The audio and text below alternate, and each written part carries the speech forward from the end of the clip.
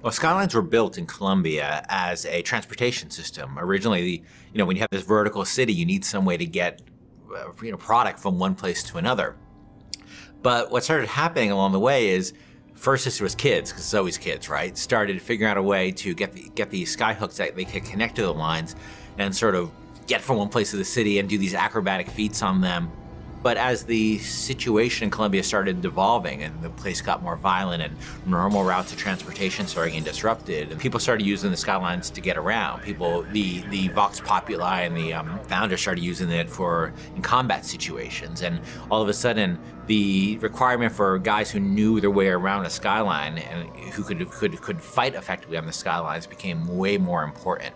And by the time Booker gets to Colombia, the skylines have a broad range of usage, and you'll see in the demo, cargo being moved around on those things. That creates even a more hazardous situation. But there's also people using it for all kinds of purposes, including and especially combat.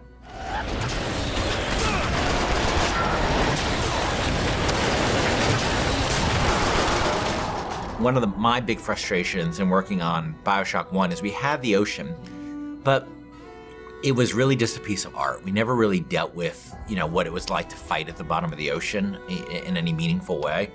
And in Infinite, we wanted you to be in the sky. We wanted the visuals, obviously, that, which I think are really great. But we also wanted vertical combat. And we played around with lots of ideas for like using flight and stuff like that for a while. But in the end of the day, to me, the experience of being on a plane versus the experience of being on a roller coaster is a very different experience. For me, it's always been about wooden roller coasters. I've never been as much a fan of the steel ones. And that sort of clackety-clack feeling of, that going up to the top of a hill and then going over, and that amazing feeling you have. And I really want to put that in a game. I really want to get that feeling in a game. And then, of course, being a video game, I want to enhance that with combat. I want to be on one of those old wooden roller coasters that's stacked upon another wooden roller coaster in this city and jumping from one to the other with weapons, with people shooting at me. I just wanted to get that feeling. And this isn't a monorail. This isn't a people mover. This is something that is incredibly vertical. It's incredibly open-ended. And that's what BioShock games are about. They're about giving the player a ton of tools and a ton of options and just letting them go to town. The skyline! Follow me!